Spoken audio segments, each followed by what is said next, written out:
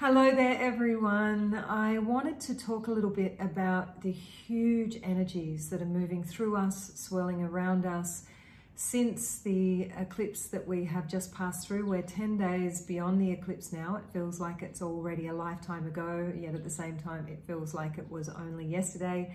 And regardless of when you might be watching this video, I believe and feel that what we're moving towards is a consistent incremental shift towards our fullest remembering of the truth of who we really are and our awakening. So whether you're watching this just after the eclipse or perhaps after that, chances are what's coming through is going to be similar but different, but the gold from it will be the same. So from this eclipse portal, whether you were aware of it or not, whether it felt smooth for you or intense for you, one thing is true, and that is you are different now. We are different now. The planet is different now. If we were able to see with our physical eyes actually what was occurring on the planet, we would see that ancestral lines have been healed, souls have been liberated, our luminous, energetic light bodies and fields have been completely rewired and upgraded. And we are expanding our capacity to be able to receive and integrate these frequencies of light that have been coming through. So this morning I was on a call with my beautiful Humpy Canustas, my medicine women in training, and we were talking a lot about a burnout actually, and some of the different things that contribute to that. And one of the major things that sometimes we may overlook is that the intensity of the frequencies of the energies that are coming through can be a lot for the physical body to maintain, especially when many of us are also working in expanded experiences like ceremonies, modalities like breath work, cacao ceremonies, medicine journeys, even just our meditation practices and our daily rituals and the things that we are walking through on our spiritual path, our awareness, our mindfulness, all of those things that we are taking part in is opening us more, and it's attuning our nervous systems more to be able to receive these energies. When this first begins to happen, which has been happening for many people for a long time now, I think it's really ramped up since probably the last eclipse, since 2017. That's when I noticed really a huge shift. And I think if you have a look at where you are now, this is being recorded here in April 2024. The last eclipse was 7 years ago. So that's the other powerful thing about this, is that we are closing and also opening a new 7-year cycle. So if you cast your awareness back to what was happening for you in 2017, you might see that there were some major transitions, huge events that were happening for you. Perhaps you were going through a dark night of the soul, or perhaps the opposite, you were popping through, as I was, into a whole new reality for yourself. Really, for me, I stepped very much out. I gave my business away in January of 2017, and really by the May I completely cut ties with anything that was holding me to that old life. It took a lot of courage. That meant relationship, that meant the income, the little bit of income that I was still earning as a consultant to the business. And I'm not saying that you should do that, but my process was that I had the guidance. I had a very powerful dream where a being turned up to me and said, if you're willing and ready and courageous enough to truly and completely let that stuff go, then I invite you to come and step through my gateway where all you're waiting for and more is on the other side. I'll tell you that story another time. But that's the process that I had to go through, and I did it, and I catapulted. This is in the last eclipse. It was like the sensation of being on the freeway in a Ferrari with the handbrake on, and that energy of that eclipse at that time, which I didn't realize until I look back in retrospect, along with my being in tune with those energies, ferrying me in that direction and listening and moving with that flow of energy, it really opened things up for me. By August, I'd met my beloved Lars, who I'm still madly in love with, and even more so every single day, the most supportive and amazing man I could ever wish to call into this life to share my journey with. And my spiritual path, which is in perfect alignment with my sacred enterprise, shall we say, the way that in which I support myself in this world to be able to share more with others, came into perfect alignment, and things became very easy and very abundant very quickly, actually, with much less effort than I had ever put into anything before. It's quite incredible. So here we are 7 years on, and we're right in the crux of that again, and we're going to continue to be feeling these energies for some time. April is a very intense month, and it's going to continue throughout this entire year. You probably know that this year is really a point of no return. It's kind of like massive, massive, massive shifts. I think we are all going to be very, very different at the end of this year when we look back. So the thing is we have been receiving these energies, as I said, I'm just looping back, for some time, and we have been experiencing a lot of weird and whacked out symptoms and being kind of thrown around by the energy quite a bit. Those symptoms can be very physical, they can be very dense, you know, because as those high frequencies of light come in, a couple of things happen. First of all, they seek out the areas of stagnation and the blocks in the body, and they go to work to unravel, to unhinge that, to bring consciousness into those stagnant, dense areas, so that the energy can start to, the divinity that you are, can start to really be integrated fully into the body. That can be uncomfortable. Also, the frequency of that energy will almost magnify areas of density, right? Because we feel the contrast, we feel the opposite.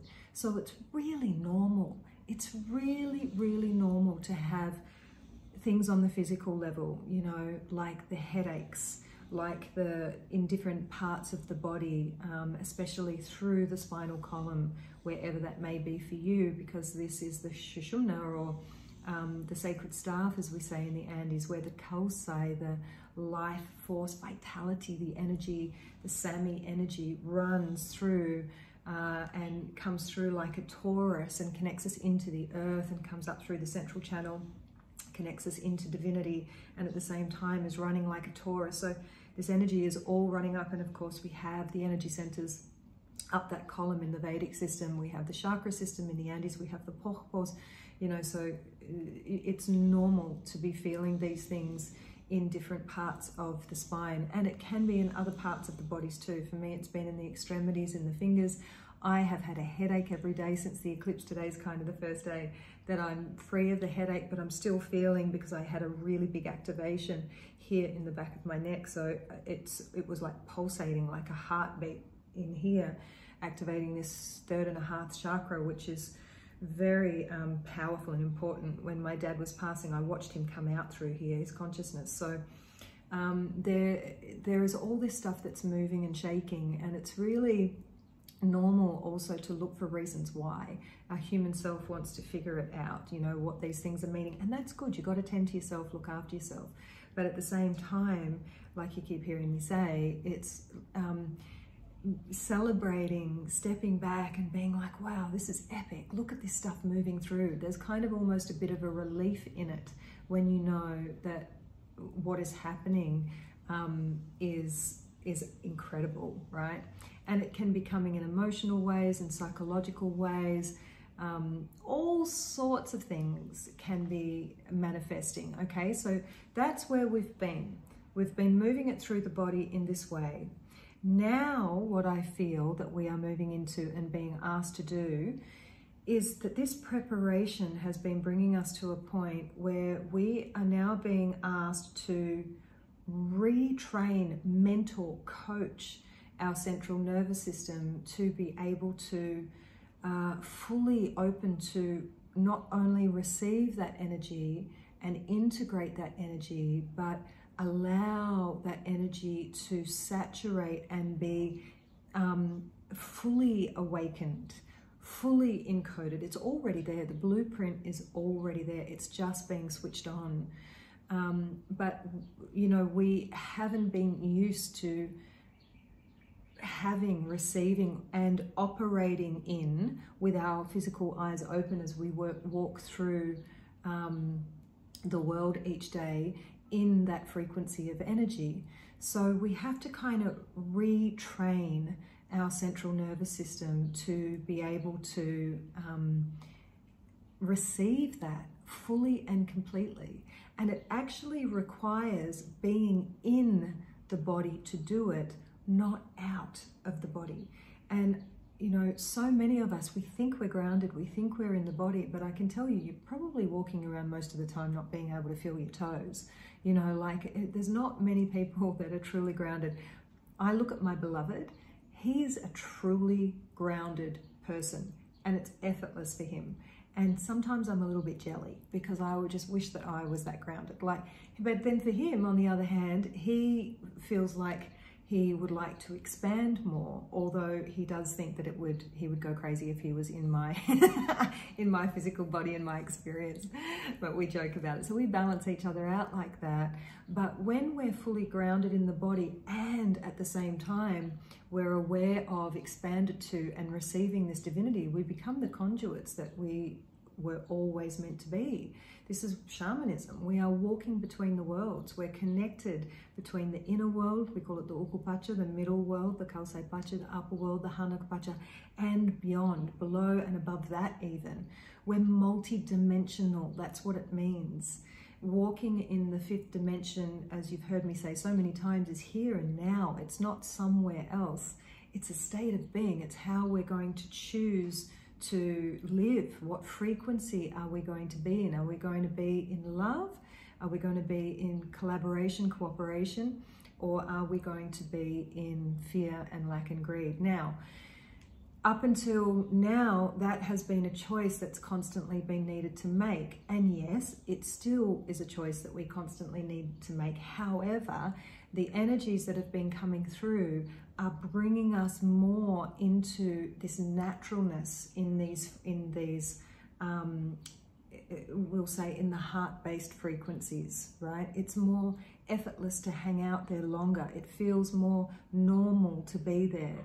And as we are moving through this, and as you're moving into that more, also be prepared, because it can be showing up in your life in the physical 3D, that there can be challenges that arise with that, difficulties with family, feeling a confusion of who am I, where am I going, what am I doing, does any of this make sense anyway? I just want to put it all down. I wish I had never woken up. I just want to go back to sleep. That would be so much easier if I didn't have to take responsibility for all of this stuff, you know. All of that is a totally normal part of the process too. And a couple of things to say about that. One is people are going to drop away. It's not easy, but sometimes it does need to happen. It's a very normal part of the process. And you can allow that to happen with love. You can allow that to happen with grace. You know, for us, it's not to try and force and change and fix the people around us to be something that we think they should be, or drag them along kicking and screaming by the hair to come with us on our next level, our journey of awakening. That's not the path of the light worker at all.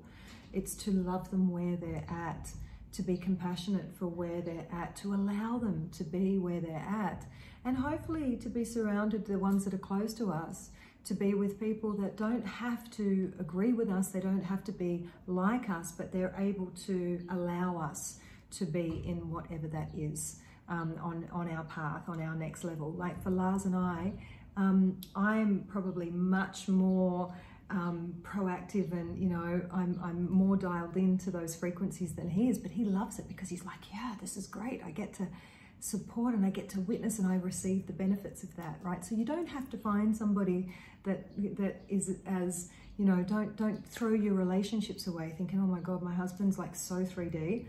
Awesome. Some people that are in the 3D are the biggest heart-centered people ever. They don't have to try to be anything. So, you know, but keep that in mind too, that It doesn't mean that you've got to throw the baby out with the bathwater.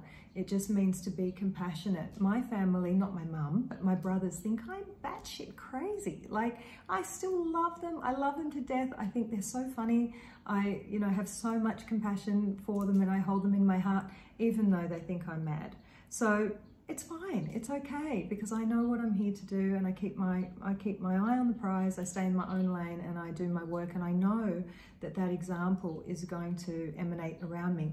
But even for me, as this new doorway is opening to us, what's happening for me is the mind is going from being crazy, decisions and all these crazy, and then empty. Like, I can't grasp anything. Like, what's happening? Who am I? What am I doing? What is this that I'm even sharing? What's my path? Am I on the right path? You know, it's all of this stuff. But this is the simulation breaking down. Remember, I shared that video about that. This is a breaking down of the ego.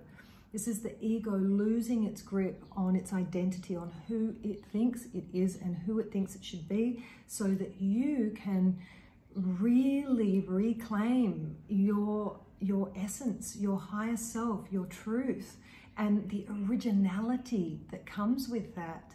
You know, like, often now I turn up to my groups, and I'm like, if I try and think about what I'm going to share, I can't. It won't even come, and I'm like, oh shit, you know, even now here talking to you, what's going to come out of my mouth? Yet when I sit down, I align, I center, I open myself and say, whatever it is that needs to come through, let it come through for my highest good and the highest good of all. And I'm just going to trust that whatever comes out is what these people need to hear right now. And it's always exactly what's needed to be received. So we're moving into this level of trust that is beyond trust. It's asking us not just to trust, it's asking us to know, right? So the knowing means that you are allowing everything that happens, everything that is showing up for you in any way, shape or form, that you know that that is exactly what needs to happen, even if it's uncomfortable, even if it makes no sense, even if, you know, you're like, oh my God, this is just too much, I wish this would stop. But we're being asked really to know that the process is exactly as it's meant to be, and it's taking us exactly where we are meant to be going. And in that knowing, we relax. We relax into it more, allow it more, don't fight it so much, you know, and celebrate it, knowing that it is taking us exactly where we are meant to be. And as we reattune our nervous system to receiving these frequencies, then what we will find is that when these big energies are arriving to us, instead of knocking us flat, like maybe they have, the opposite starts to happen. And the energy starts to become very, very almost orgasmic, you know. It's a lot of vitality that's moving through us. And even when we're feeling physically tired, we can still feel the hum of the energy that's underneath. The body's physically tired, so give it rest. You know, it doesn't have to be a big thing. It's like that self-care, as I was sharing with the women today, is no longer a luxury, my darlings. It is a priority. Your self-care must come number one, because your cup needs to be full and overflowing before you are able to give to anybody else. Gone are the days where we can give from an empty cup. And I know that that doesn't feel easy, because right now it feels very fast and there is a lot going on. But now more than ever, as I said, I believe that what we're more than like our meditation style, the way in which we meditate, I believe, is changing. You know, of course, there's still the beautiful classical ways of meditating, but how are we meditating these days is by feeling the juiciness of freedom, of life, of love, of beauty in the body, teaching the body to feel differently and emanating from that place. why does that feel so good? Because that is the new frequency. We're reattuning, retraining ourselves to anchor that frequency so that we can just be in it, rather than, you know, it being so structured where we're emptying and sort of waiting for something to happen, which is totally fine too. Of course, you know, that slowing, calming the mind down is number one to be able to manifest everything. But the mind will naturally slow, it will naturally calm when we teach the body to feel differently. So last thing I just wanted to share is I was at an amazing sacred site called Gunung Padang this last weekend, and I was given a very, very special gift there that's totally in alignment with this that I'm sharing now. And I would love for you to check that out. If you want to watch it, you can find the link for that below. And also I've recorded a guided meditation for you. Well, it's more of a somatic process. So in this, I'm going to invite you to be super juiced up, super comfortable to receive this process. If sitting up is the way that you can relax the most, then sit up. But if lying down and being comfy on your pillow, on your bed, feeling really supported and nourished is the way that feels the best for you, then receive it in that way. And I can kind of promise you that if you carve out the time to give that to yourself every day, to do that process and then make that process your own in a way that it comes through from you, and when you work out how you want to integrate these energies that are coming, or how your intuition, because really that's what it is, it's coming back to self-sourcing, to knowing I'm giving you and others around are giving you, and I receive from others too, guidance, guide little pointers on, yeah, like try this, try this, try this, but then we work with it and see how it actually works in our body and we make it our own. And then the last piece of that is to watch during the day, watch for the sensations, right? So I'm not talking about the heavy sensations that you're so accustomed to feeling, that we're also accustomed to feeling. I am talking about the light sensations, the high frequency sensations, the buzzing, the tingling, the tickling. Move the focus to that. Do you feel it in the womb or in the heart? Do you feel it in the heart? Do you feel it in the third eye? Where is it that these sensations are arriving and arising for you? And start to notice those more, because in that way we also retrain ourselves to those high frequency sensations rather than to only the sensations of density. Okay, so I hope there's something in there that was helpful in some way for you. Check out my story on Gunung Padang. I think you'll really enjoy it, this ancient megalithic site, made famous by Graham Hancock recently in Ancient Apocalypse. And check out the free guided process as well. And yeah, all my love to you. And I just want to say, you're doing so well. You're doing so well. I just feel so proud of us all. It brings me to tears. Really, it's very, very touching. And just know that you're right on track, and you are so powerful, and you are here in service to Pachamama, not by doing anything, but just by being who you are. All my love. See you soon. Bye for now.